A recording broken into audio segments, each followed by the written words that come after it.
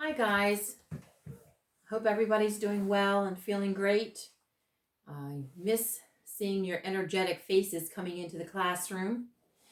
But we're going to continue our topic now on the epic. We talked briefly a little bit about it yesterday, and I did mention to you about your homework assignment. The exercise I want you to do that helps to introduce this unit is to compile a list of well-known people, both past and present, that help you to see their heroic tendencies or their traits that you might find newspaper clippings, articles, or various things like that. Okay, what we're going to talk about now is interpreting the quest of Gilgamesh. Scholars have pointed out that the journey to the cedar forest may be interpreted in several different levels. One is that we could interpret Gilgamesh's quest as rooted in some historical fact in order to build walls and temples in the city. The king needed the timber of the forest in order to build his city, so he had to go in and conquer the city and go into the forest. Secondly, the journey may be seen as a dangerous adventure involving magic powers and supernatural forces, because again, that's part of the epic characteristic.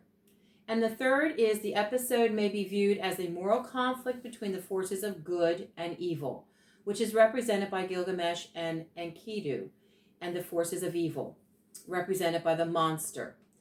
Anytime you have a good, solid piece of literature, there will always be a conflict between good and evil.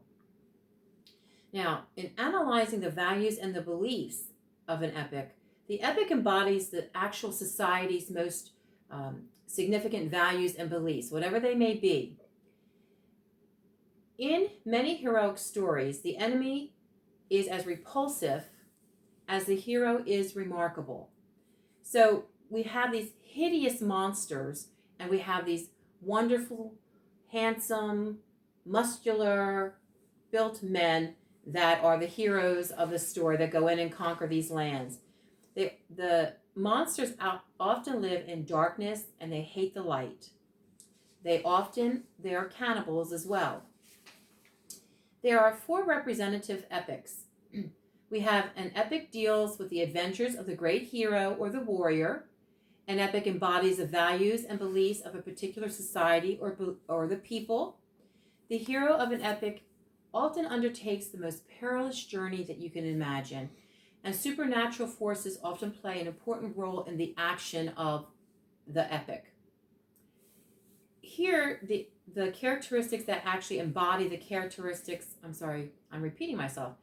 The characteristics that actually embody the epic is bravery, strength, virtue, loyalty to an ideal or a nation. Some recurring elements that take place is a struggle against fate.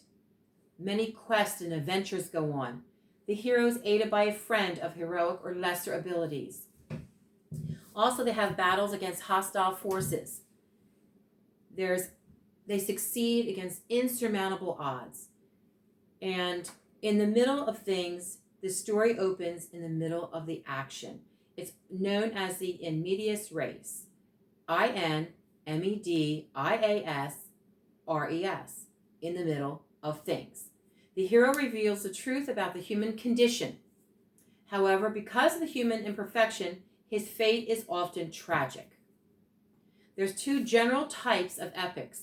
There's a folk epic, which develops out of an oral tradition of songs and legends that's been told and doesn't necessarily have an author.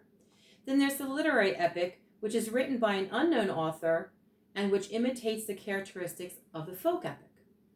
So that's where we're going to stop for right now. I want you to remind you to take notes on what we have discussed today, what you've heard, because you will be tested on this information. So again, I just want to remind you, please practice good hygiene, keep yourself well, eat well, rest when you can, because I know all of us teachers are giving you lots of homework and lots of studying, and have a great night.